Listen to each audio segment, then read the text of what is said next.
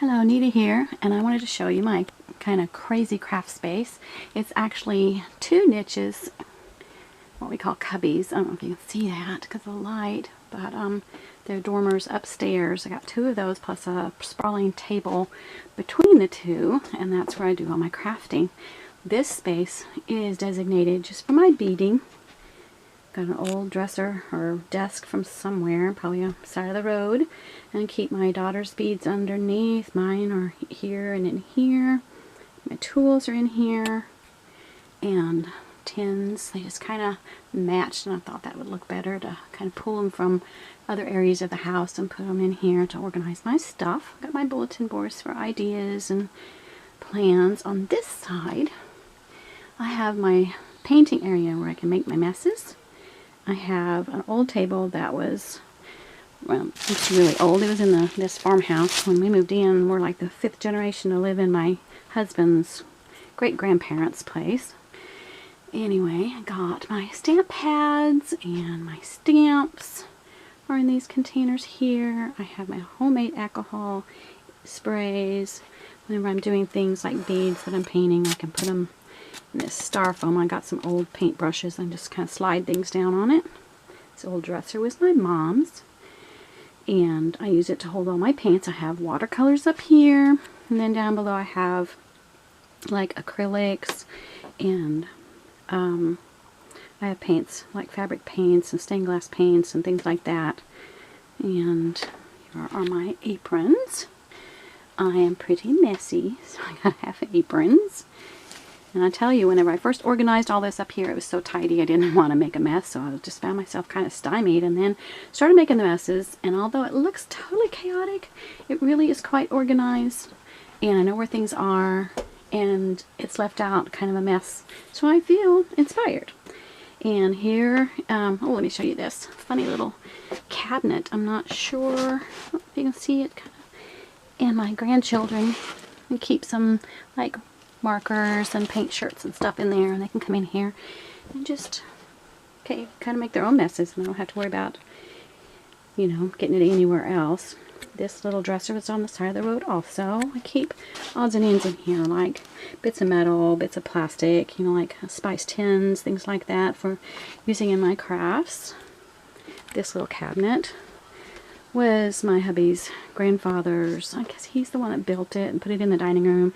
Actually, the space was larger without, so we took it out, painted it cream, left the drawers brown, and then hubby made a shelf to go over the top. And I can keep my markers and tapes and just all kinds of stuff. I got binders for stickers and stencils, and these are just boxes that ramen noodles came in. And then the little things at the end, the green things, I can slide like labels in there. I found them on the ground at Walmart. Yeah, I'm that person. And over here I have my glass bead making supplies. Here are the propane tanks and the torch. I have fiberglass pads in here to cool things down on. I have the cans of glass and the slip. You put it on the mandrels, then you get the canes hot and wrap them around the mandrels, and then you just put them down here and kind of, I don't know if you can see some of the beads. Anyway, it's kind of a fun project. And then over here I have the long table that came out of a business. Another dresser that his grandparents had put in downstairs, and the space was larger with it not in there, so we took it out and brought it up here. Keep my well, tools, like whenever I want to do the hammering, what's it called, letters in little metal discs. What was that?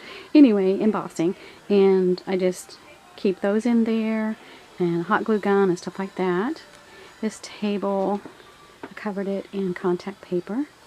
And I have lots of space up here. I even got another space for my granddaughter to work. And this little container actually was a box display thingy. I don't know if you can see the holes in it, from solar lights at Dollar Tree. And they were throwing it away, so I grabbed it for my scissors. I have bits of fabric, bits of paper, and my glues. I got a light box that my husband made me. An old-fashioned paper cutter. May not be the latest and greatest, but it certainly works. I have a little desk over here with my washies and just supplies for doing my junk journals with. And again, over here, let's see, yeah, this is our library too. Dual purpose room. I do miniatures, so I've got some miniatures been working on over the years. And then again, in the other cubby. And this one, I'll turn on the light. Thought maybe having light off would help, but it didn't. Yeah, this one is my sewing room. And I have a little vanity that was mine from a childhood. It went with my canopy bed. And I got my thread holder that my hubby had made for my mom. And now that she's gone, I like having it up here, thinking about her. And I just repainted it all. You can see the ceiling does kind of funny angles, and hubby put in a shelf for me, and I've added those containers at the end, the drawers to contain everything. This is my like florist supplies. I got this lid from Aldi's and covered it on the bottom and put cork in the back and hung it up there for like a bulletin board shelf. Anyway, this table was in our farmhouse kitchen when we moved in, and we moved it up here. They had wrapped it in zinc on the top and just metal, and so I covered it with contact paper also. And I got, you know, file cabinets and stuff, and my yarns, mirror for whenever I'm trying things on up here that I'm altering, all my projects in piles. But anyway, hope you enjoyed a tour of my crazy craft space. Just have a good day. God bless.